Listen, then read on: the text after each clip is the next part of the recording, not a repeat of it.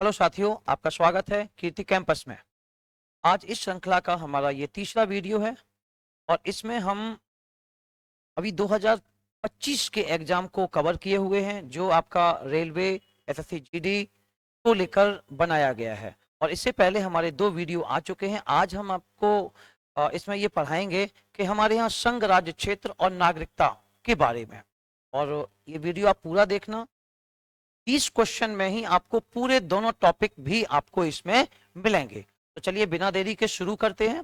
पहला क्वेश्चन, भारत के संविधान के कौन से अनुच्छेद का संबंध संघ एवं राज्य क्षेत्रों से है? Union and it's territory. और इसमें जितने भी क्वेश्चन हैं वो सारे के सारे लेटेस्ट हैं, आए हुए हैं।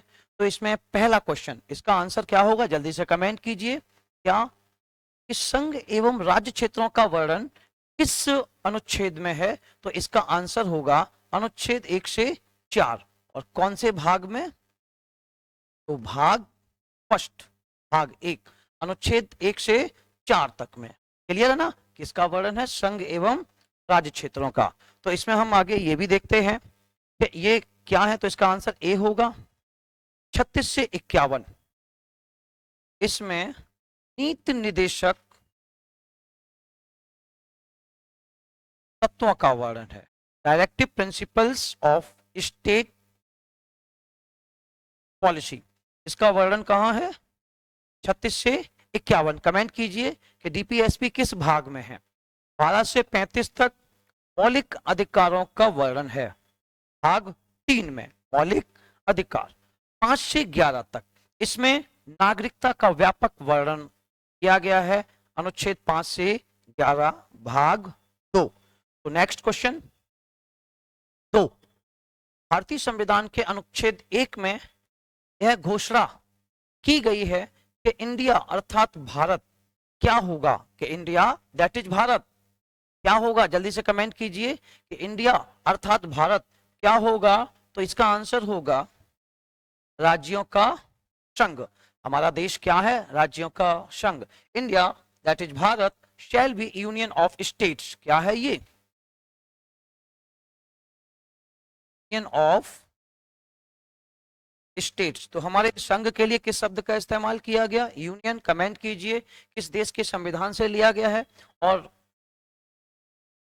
हमारा जो पिछला वीडियो था उसमें आप पूरा ये देख सकते हैं कि पूरा ट्रिक के साथ बताया गया है, अनुसूचियां और विदेशी स्रोत। क्लियर? आगे बढ़े। नेक्स्ट, भारत में किसी भी राज्य की सीमाओं को बदलने के लिए कौन अधिकृत है? तो कौन हमारे भारत की सीमाओं को चेंज कर सकता है? तो इसका राइट आंसर होगा संसद। इसका राइट आंसर क्या होगा? संसद। ओके, तो इसकी प्रोसेस समझते हैं कैसे बदल सकता है। संसद बदलेगा। होता क्या है कि राज्य की सीमाओं को चेंज करना है तो संसद राष्ट्रपति की पूर्व अनुमति से इसको करता है और राष्ट्रपति अनुमति देने से पहले संबंधित राज्य के विधानमंडल में ये प्रस्ताव भेजता है। राज्य का विधानमंडल ये जब प्रस्ताव वापस कर देता है तो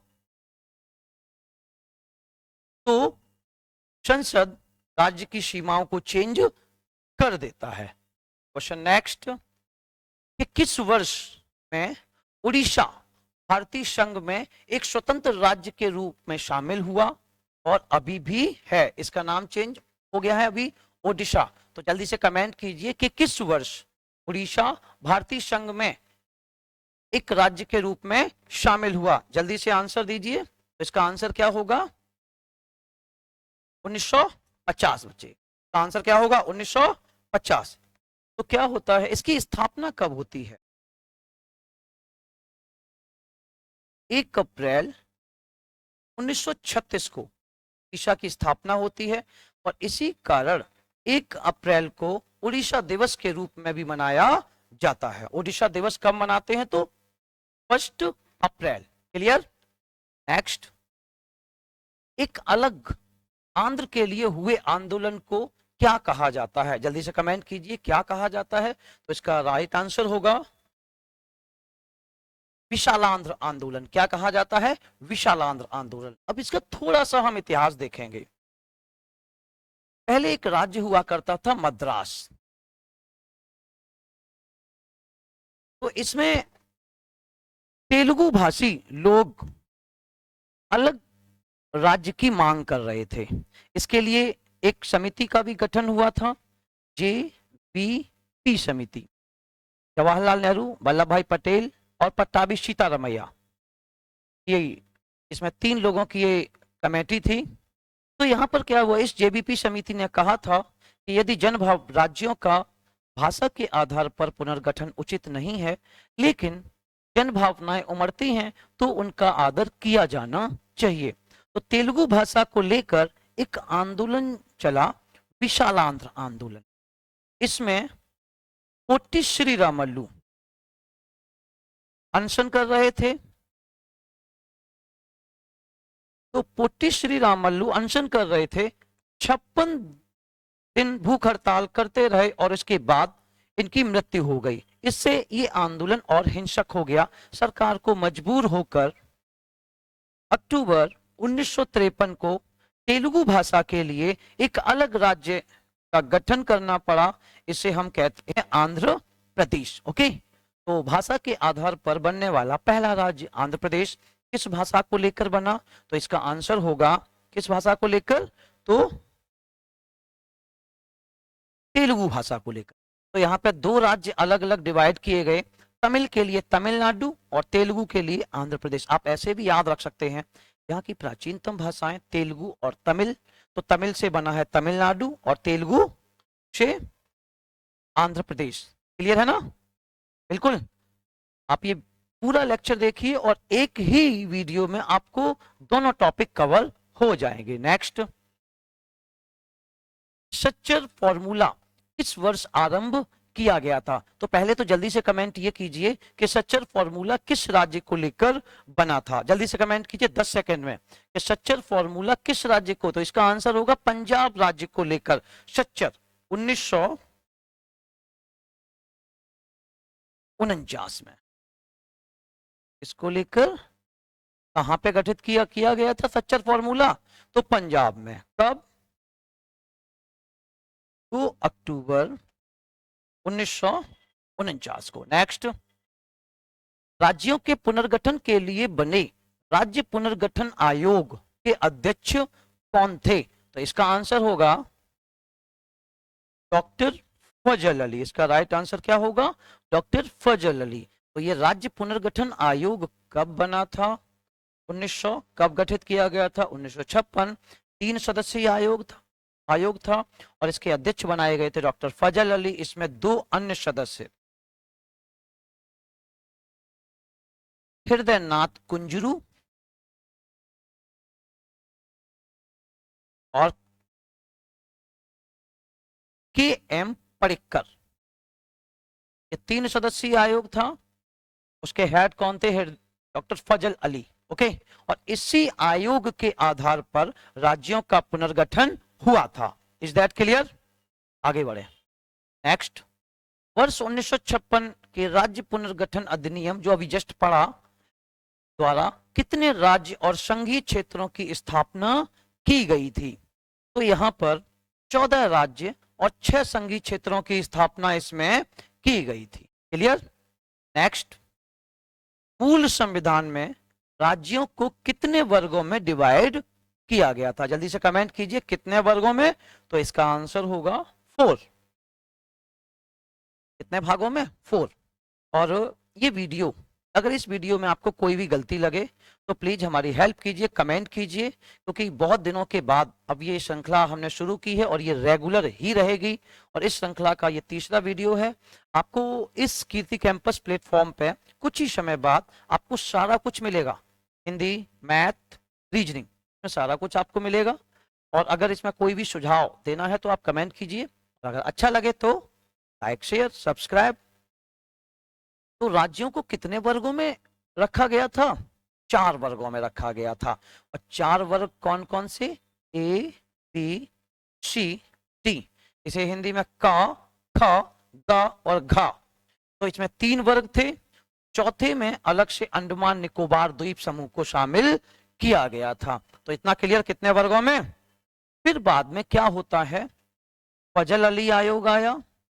फजल अली आयोग के बाद में 1956 में क्या होता है कि 4 कैटेगरी को समाप्त कर दिया गया और इसके बाद यहां पर केवल 2 प्रकार में विभाजित किया गया, एक प्रॉपर राज्य और दूसरा केंद्र शासित प्रदेश। और इसके लिए एक संविधान में संशोधन भी हुआ था, 7वां संविधान संशोधन अधिनियम 1956। इसमें भाग 7 को निश्चित कर दिया गया था और इसके बाद भारत में 2 प्रकार के राज्य, एक प्रॉपर राज्य और दूसरा केंद्र शासित प्रदेश में इसे डिवाइड कर दिया गया था। आई होप आपको ये वीडियो पसंद आ रहा होगा। तो नेक्स्ट, अन्य रजवाड़ों के भारत में विलय के बाद भी किन 3 राज्यों में भारत में शामिल होना विलंबित किया? इन 3 राज्यों ने क्या होगा, ने भारत में शामिल होना विलंबित किया। माने कि जैसे यहाँ पे क्या था, जब हमारा देश आजाद हुआ, संविधान बना, तो संविधान बनने से पहले अंग्रेजों ने जो नियम बनाया, अगर कोई भी देशी रियासत भारत में शामिल होना चाहे तो भारत में शामिल हो जाए, पाकिस्तान में जाना चाहे पाकिस्तान में जा सकती है, स्वतंत्र रहना चाहे या ब्रिटेन से अलग से कोई समझौता करना चाहे तो वह कर सकता है। तो लगभग सारी रियासतों ने भारतीय संघ में, जो भारतीय भूभाग में थी वो भारत में विलय हुई, जो पाकिस्तानी भूभाग में थी वो पाकिस्तान में चली गई। 3 रियासत ऐसी थी जिन्होंने भारतीय संघ में विलय होना स्वीकार नहीं किया। तो वो कौन कौन? जूनागढ़, हैदराबाद और जम्मू कश्मीर, ये 3 रियासतें थी जिन्होंने भारत में विलय से मना कर दिया। तो थोड़ा सा इनका इतिहास जानेंगे। जूनागढ़ ये गुजरात भूभाग में थी और ये जनमत संग्रह के द्वारा भारत में शामिल की गई, जनमत संग्रह वोटिंग कराई गई। हैदराबाद, यहां पर हमने पुलिस भेज दी, तो पुलिस कार्रवाई द्वारा इस हैदराबाद को शामिल किया गया। कमेंट कीजिए कि कब शामिल किया गया। और इसके लिए एक ऑपरेशन चलाया गया था, ऑपरेशन पोलो। जम्मू कश्मीर को विलय पत्र के द्वारा शामिल किया गया, राजा हरि सिंह थे यहाँ के राजा, तो विलय पत्र के द्वारा जम्मू कश्मीर को शामिल किया गया। आप इसे ऐसे याद रखेंगे, जा से जूनागढ़, जा से जनमत संग्रह, आप कहेंगे जा से जम्मू कश्मीर, तो इसका तो बेहतरीन इतिहास है कैसे शामिल हुआ, तो विलय पत्र के द्वारा। और हैदराबाद पुलिस कार्रवाई, ऑपरेशन पोलो शाह। नेक्स्ट, निम्न राज्यों का सृजन 1960 के बाद में हुआ, इन्हें उनके गठन के आरोही क्रमानुसार व्यवस्थित कीजिए। तो कौन कौन? हरियाणा, सिक्किम, नागालैंड और मेघालय। इसमें हरियाणा जो शामिल किया गया था, चलो जल्दी से कमेंट कीजिए तब तक, ये कौन सा कब? हरियाणा जो राज्य बना, शामिल नहीं किया गया, सॉरी, हरियाणा जो राज्य बना वो 1966 में, और सिक्किम को शामिल किया गया था 1975 में। तो एक कमेंट कीजिए कि जिस समय यहाँ पर सिक्किम को 1975 में शामिल किया गया, उस समय भारत में प्रधानमंत्री कौन? नागालैंड, ये अलग हुआ, अलग राज्य बना 1963 में, ये नागा जनजातियों की वजह से नागालैंड। और मेघालय 1972। तो अब इनका क्रम लगा लीजिए कि सबसे पहले किसका हुआ, सबसे पहले कौन? तो सबसे पहले आंसर होगा नंबर 3, नागालैंड। तो केवल एक से ही इसमें मिल गया। इसका राइट आंसर क्या होगा? क्वेश्चन नंबर 11, तो इसका राइट आंसर होगा सी। हम पूरा प्रयास कर रहे हैं कि एक ही वीडियो में आपको पूरा टॉपिक मिले। यहां जो ये आपकी शीट दी गई है, 10 वार क्वेश्चन यहां से आया है, तो थोड़ा सा इसे आप तैयार करेंगे। आंध्र प्रदेश का गठन कब हुआ? 1953, जस्ट अभी हम इसका इतिहास बता चुके। गुजरात, ये मुंबई से अलग 15वां राज्य बना 1960 में। तो यहाँ पे क्या था, पहले एक बंबई या बॉम्बे प्रेसिडेंसी नगर हुआ करता था, इसको अलग किया गया। महाराष्ट्र मराठों के लिए बना और गुजरात गुजरातियों के लिए गुजरात, और इसका नाम पड़ा है गुर्जर प्रतिहार से। फिर असम से नागालैंड, ये अलग देश की मांग कर रहे थे लेकिन हमने फिर अलग राज्य बनाया नागालैंड। असम से अलग 16वां था 1963 में। पंजाब से अलग हरियाणा 17वां 1966, पंजाबियों के लिए पंजाब और हिंदी भाषा के लिए हरियाणा। उसी से बना हिमाचल प्रदेश 18वां 1971, मणिपुर 19वां, त्रिपुरा 20वां, मेघालय 21वां। ये टोटल सब असम था, असम से अलग होके 1972। सिक्किम 1975, मिजोरम 23वां, अरुणाचल प्रदेश 24वां, गोवा 25वां 1987, छत्तीसगढ़ 2000 में, उत्तराखंड झारखंड ये 27, 28, 2000 में। कमेंट कीजिए छत्तीसगढ़, उत्तराखंड, झारखंड किस किस से अलग हुए हैं। और आंध्रा से अलग हुआ है तेलंगाना 29वां 2 जून 2014 को। आप चाहें तो इसका स्क्रीनशॉट ले सकते हैं और इसकी पूरी पीडीएफ आपको हमारे एप्लीकेशन पर मिल जाएगी, कीर्ति कैंपस। इस पर आपको पूरी पीडीएफ, पूरे पॉलिटी, हिस्ट्री, ज्योग्राफी, इसकी पूरी पीडीएफ आपको इस प्लेटफॉर्म पे मिल जाएगी, जिसे आप डाउनलोड कर सकते हैं। नेक्स्ट, भारत के संविधान के किस भाग में नागरिकता संबंधी प्रावधान दिए गए हैं? जस्ट अभी हम पीछे बता चुके हैं, जल्दी से कमेंट कीजिए कि किस भाग में है। तो इसका आंसर होगा भाग 2, आर्टिकल 5 से 11। तो भाग 3 में किसका वर्णन है? मौलिक अधिकारों का। भाग 1 हम बता चुके हैं, संघ और राज्य क्षेत्र। भाग 4 तो इसमें नीति निर्देशक तत्वों का वर्णन है। नेक्स्ट, भारतीय संविधान निम्न में से कौन सी नागरिकता प्रदान, यहां पे प्रदान करता है? तो एकल नागरिकता। दोहरी नागरिकता कहां है? यूएसए में है। भारत में नागरिकता प्राप्त करने का नियम कौन बनाता है? कौन बनाता है? संसद। ये तो कॉमन सी बात है कि नागरिक कोई भी नियम कानून संसद बनाता है, कि अगर वो समवर्ती सूची या संघीय सूची का विषय है तो नियम कानून संसद ही बनाता। नेक्स्ट, किस अनुच्छेद के तहत संसद को नागरिकता के संबंध में कानून बनाने का अधिकार प्रदान किया गया है? तो नागरिकता कहां से कहां तक है? 5 से 11 तक। कौन सा आर्टिकल है? अनुच्छेद 11।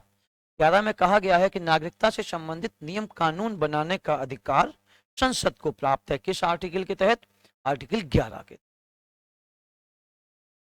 नेक्स्ट, कोई भी व्यक्ति जो सामान्यतः भारत में कितने साल से रह रहा हो, प्राकृतिक करण द्वारा भारतीय नागरिकता प्राप्त कर सकता है? तो इसका आंसर होगा कि अगर वो 12 साल से रह रहा है तो प्राकृतिक करण के द्वारा उसे भारतीय नागरिकता दी जा सकती है। नेक्स्ट, भारतीय नागरिकता किस प्रकार प्राप्त नहीं की जा सकती? तो वंशानुक्रम, ये तो प्राप्त की जा सकती है, पंजीकरण के द्वारा भी प्राप्त की जा सकती है, किसी राज्य क्षेत्र का सम्मिलित होना, इससे तो नागरिकता स्वतः मिल जाती है, भारतीय बैंक में धन जमा करके, इससे नागरिकता नहीं मिलती। तो इसका आंसर क्या होगा? Answer D. तो कैसे कैसे नागरिकता मिल सकती है? एक, क्षेत्र समाविष्टि के द्वारा, जन्म के आधार पर, वंश के आधार पर, पंजीकरण के द्वारा, और एक देशीकरण के द्वारा। तो कितना हो गया? एक जन्म के आधार पर, दूसरा देशीकरण, तीसरा पंजीकरण वंश के आधार पर, और क्षेत्र सम्मेलन के आधार पर हमारे यहां नागरिकता प्राप्त की जा सकती। नेक्स्ट, भारत के संविधान के अनुच्छेद 7 के अनुसार कोई भी व्यक्ति जो इस डेट के बाद भारत के राज्य क्षेत्र से प्रव्रजन कर पाकिस्तान में शामिल राज्य क्षेत्र में चला गया है, उसे भारत का नागरिक नहीं माना जाएगा। तो इसका राइट आंसर होगा 1 मार्च 1947। इसमें यह कहा गया कि जो व्यक्ति 1 मार्च 1947 में कहा पाकिस्तान चला गया हो स्टेट, तो उसे भारतीय नागरिकता दी नहीं जा सकती है। कुछ कंडीशन के आधार पर संसद ने बाद में नियम चेंज भी किया। नागरिकता से संबंधित नियम कानून बनाने का अधिकार इसको प्राप्त है? तो संसद को प्राप्त है, और संसद ने समय समय पर इसमें संशोधन किए, विधिवत और विस्तार से संशोधन इसमें 1955 में हुए। अभी जल्दी से कमेंट कीजिए कि अभी लेटेस्ट हमारे यहाँ नागरिकता में संशोधन कब किया गया? ये तो यहीं आ गया। अगला क्वेश्चन, तो नागरिकता संशोधन अधिनियम 2019 के तहत पाकिस्तान, अफगानिस्तान और बांग्लादेश के अल्पसंख्यकों को कितने वर्ष भारत में रहने पर नागरिकता प्रदान करने का प्रावधान है? तो यहां पर अभी जो 2019 में नियम बदला, इसमें क्या हुआ? इसमें यह हुआ कि अगर कोई व्यक्ति 5 साल से भारत में रह रहा है और कहां का, तो पाकिस्तान, अफगानिस्तान और बांग्लादेश के अल्पसंख्यक, यहाँ पे इनके अल्पसंख्यक का मतलब है गैर मुस्लिम, हिंदू, जैन, बौद्ध, ईसाई, पारसी, ये लोग अगर भारत में 5 साल से रह रहे हैं तो उनको नागरिकता दे दी जाएगी। नेक्स्ट, कितने वर्षों तक लगातार बाहर रहने पर नागरिकता समाप्त हो जाती है? राइट आंसर होगा 7 वर्ष। ठीक, इसके साथ साथ नागरिकता 3 प्रकार से भी जा सकती है। एक,